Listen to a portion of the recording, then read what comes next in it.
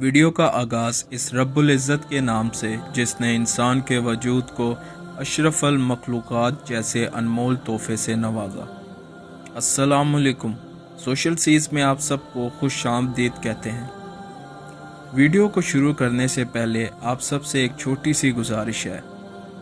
जिन हजरात ने हमारा चैनल सब्सक्राइब नहीं किया वो मेहरबानी करके हमारा चैनल सब्सक्राइब कर दें और इस बेल आइकन को प्रेस कर दें ताकि हर नई आने वाली वीडियो आपको बर वक्त मिलती रहे।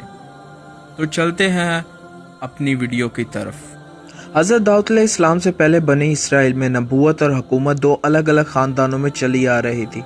यहूदा के ख़ानदान में नबूवत और इफ्राहीम के ख़ानदान में हुकूमत व सल्तनत होती थी। हज़रत दाऊद अलैहिस्सलाम बनी इसराइल के वो वाहिद पहले शख्स थे जिनको अल्लाह ताला ने नबूवत और हुकूमत एक साथ अता किया था। वो पैगंबर और रसूल होने के साथ साथ बनी इसराइल के हाकिम व बादशाह भी थे। उन्होंने हज़रत मूसा अलैहिस्सलाम की शरीयत को ज़िंदा किया और अपनी कौम को सीधी राह पर चलाने की कोशिश करते रहे। इसके साथ ही 40 या 70 साल तक बनी इसराइल पर कामयाब हुकूमत की।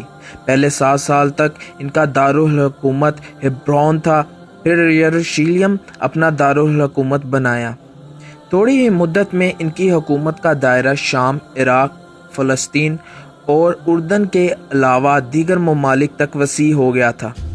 तहरीक इसराइल में इनके ज़माने हुकूमत को मुल्की फतूहात और हुस्न इंतज़ाम के सिलसिले में मिसाली समझा जाता है। उन्होंने 100 साल की उम्र में अल्लाह की इबादत करते हुए इंतकाल फरमाया और शहर सिहोन में दफन हुए। दोस्तों, चलते चलते हमेशा की तरह वही एक आखिरी बात अर्ज़ करता चलूँ कि अगर कभी कोई वीडियो कॉल, वाक़या, कहानी या तहरीर वगैरह अच्छी लगा करे तो मुतालिए के बाद मज़ीद थोड़ी सी ज़हमत फरमा कर अपने दोस्तों से भी शेयर कीजिए और अपनी फैमिली मेम्बर से भी शेयर कीजिए। यकीन कीजिए इसमें आपका बामुश्किल एक लम्हा सिर्फ होगा, लेकिन हो सकता है इस एक लम्हा की उठाई हुई तकलीफ़ से आपके शेयर करदा तहरीर हज़ारों लोगों के लिए सबक आमोज़ साबित हो।